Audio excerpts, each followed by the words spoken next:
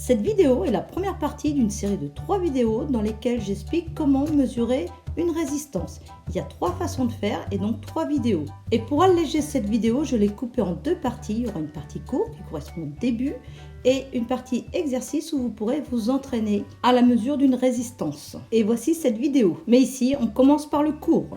Alors attention, ce petit composant, on a tendance à l'appeler résistance. En fait, c'est un abus de langage. On devrait dire résisteur en français. En général, on dit plutôt résisteur, la version anglaise. Et souvent, quand on l'a dans les mains, on a tendance à dire résistance. En fait, la résistance est une propriété électrique. Le dipôle s'appelle résisteur.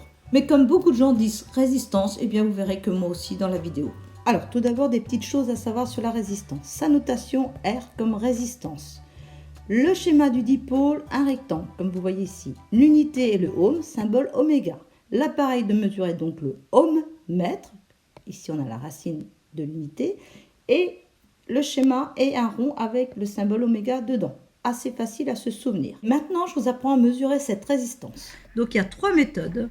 La première méthode, c'est celle que je vais vous expliquer. Donc, on l'explique tout à l'heure. La deuxième méthode, c'est en utilisant les couleurs. Ici, il y a des anneaux de couleurs. Ça, c'est expliqué dans cette vidéo. La troisième, c'est en utilisant la loi d'Ohm. Et donc, avec la loi d'Ohm, on peut aussi, en mesurant la tension et l'intensité, connaître la valeur de la résistance. Ça sera dans cette vidéo. Alors là, on va apprendre à mesurer cette résistance par la première méthode dont je ne vous ai pas encore parlé volontairement. On va utiliser un multimètre. Alors, un multimètre, c'est multifonction. Ça peut mesurer des tensions, ça j'ai expliqué dans d'autres vidéos. Ça peut mesurer des intensités, on utilise dans la partie rose, ou ça peut aussi mesurer des résistances. Dans ce cas-là, on dit qu'il est en ohmmètre et on utilise la partie verte. Donc voilà. Et ici, on a plusieurs calibres. On passe de 2 mégaohms à 200 ohms. Alors voici les calibres de l'appareil, 2 mégaohms, 200 kiloohms, 20 kiloohms, 2 kiloohms et 200 ohms. 2 mégaohms, c'est 2 millions de ohms, qu'on peut réduire ici à 2000 kiloohms. 200 kiloohms équivaut à 200 000 ohms, 20 kiloohms, 20 000 ohms, 2 kiloohms, 2000 ohms et 200 ohms ici. À quoi correspondent les calibres? Je vais vous expliquer. Alors d'abord, il faut savoir que quand on veut mesurer une résistance, il faut avant tout placer cette résistance sur un support, donc pince crocodile, par exemple là j'ai un support. On peut aussi tenir la résistance par l'intermédiaire de 2 pinces crocodiles reliées à des fils. Là, le support est très pratique, donc j'ai placé ma résistance. Je vais placer l'ohmmètre. Alors, on utilise les bornes ohm ici et comme. Et il faut absolument que cette résistance soit retirée du circuit. Si elle est placée dans un circuit, il ne faut surtout pas mesurer la résistance. Il faut la mesurer en la séparant du circuit ou en éteignant le courant. Alors, on met sur le plus grand calibre. Alors, avant ça, je resépare. Regardez d'abord ce qui se passe. On prend toujours le plus grand calibre quand on ne connaît pas la mesure. Et là, j'ai beau prendre le plus grand, le 1 point veut dire que je dépasse le calibre. Je suis en train de faire une mesure supérieure à ce calibre qui est de 2 mégaohms, c'est-à-dire 2 millions d'ohms. Pourquoi? Tout simplement parce que je suis en train de mesurer la résistance de l'air. Et l'air est un isolant. La résistance est très très grande.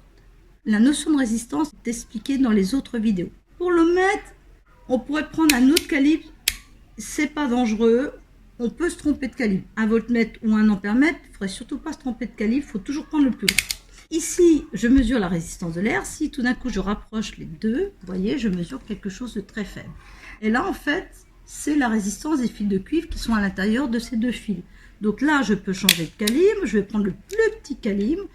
Et là, donc si le calibre est de 200 ohms, je mesure la résistance de ces 2 fils qui est de 0,2 ohms. En fait, l'unité du calibre va me donner l'unité de la mesure.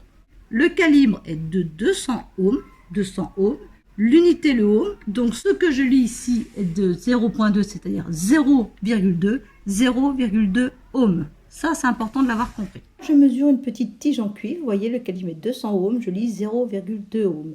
Et maintenant, je mets une tige en acier, en fait, c'est une pointe en acier, 0,7 ohms cette fois-ci. Du polystyrène, là je suis sur le plus grand calibre 2 mégaohms et je dépasse ce calibre. C'est un isolant, la résistance est supérieure à 2 mégaohms, très très grande. Et même chose pour du bois, vous voyez la résistance est très élevée. Alors, une lampe qui fonctionne bien, si on mesure sa résistance, elle aura une certaine résistance, ça dépend des lampes. Alors, on mesure la résistance de la lampe, comme ceci, je me place au culot et au plot central. Et j'ai mis sur le calibre 200 ohms. Voilà, 2,0 ohms, mesuré précisément. Et maintenant, une lampe grillée, je vais vous montrer qu'elle est grillée. Si je la mets ici, on constate qu'elle est bien grillée, elle ne fonctionne pas. Et en fait, on la vérifie. Si le filament est cassé, il y aura une ouverture. Les deux bornes de la lampe ne seront plus reliées puisque le filament est cassé. On dit que le circuit est ouvert. Et on vérifie en mesurant la résistance. On voit qu'il y a un 1 avec un point. Ça veut dire qu'on dépasse le calibre 200 ohms, ce qui est trop grand. Le circuit est ouvert. La lampe ne peut pas briller. Le courant ne peut pas circuler entre le plot central et le culot via le filament. Alors, je vais vous montrer très rapidement à quoi peut servir un ohmmètre. Là, j'ai un circuit avec une pile, une lampe, un fil de cuivre. Normalement, la lampe devrait briller. Alors là, il y a quelque chose qui ne fonctionne pas.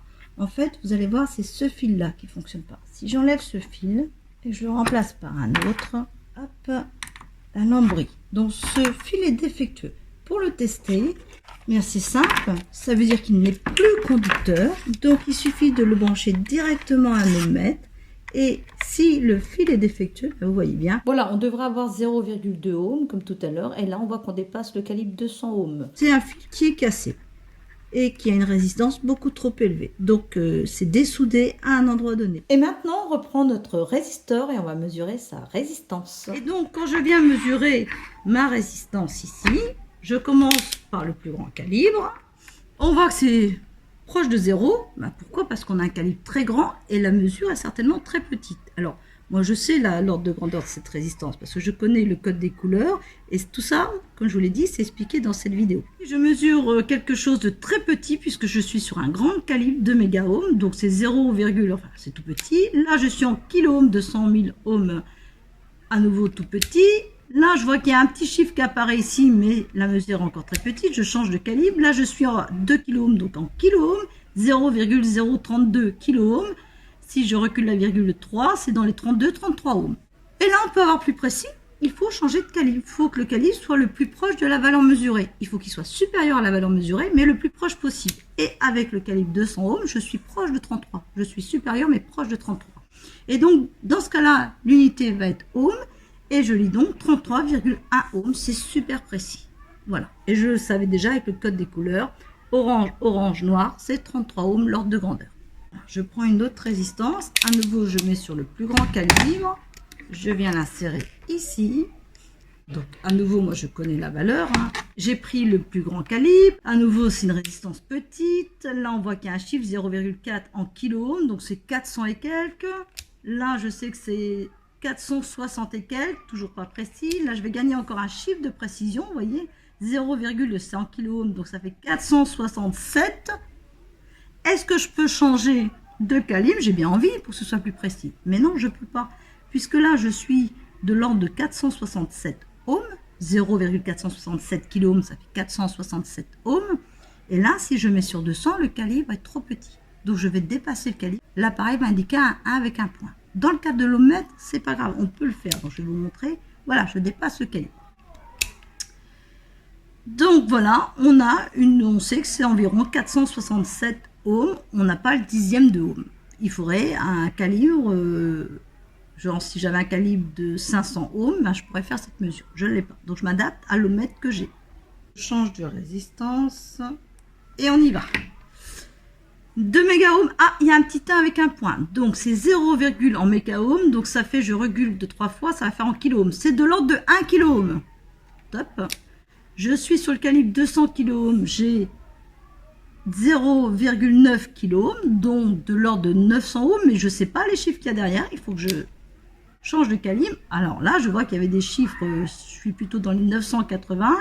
Je peux encore changer de calibre, 2 kiloohms. Et là, vous voyez, j'ai toute cette précision. Donc, c'est 0, en kiloohms, 989 kiloohms, 90. Et si je mets en ohms, je dépasse la virgule 3 fois, j'ai 989 ohms. Maintenant, c'est à vous de travailler. Vous allez voir si vous avez compris ou non. Donc voilà, vous avez la deuxième partie de cette vidéo. Ce sont des exercices. Allez, je vous en montre un et puis vous irez voir cette vidéo. Voilà, vous avez ce genre de situation. Vous devez trouver la résistance. Donc, vous mettez en pause Vous estimez la résistance et après je mets à chaque fois le corrigé. Donc là c'est une version rapide, mais vous verrez que les corrigés sont plus détaillés. Donc la résistance est de 33 ohms et après à chaque fois je demande est-ce qu'on peut changer de calibre ou non.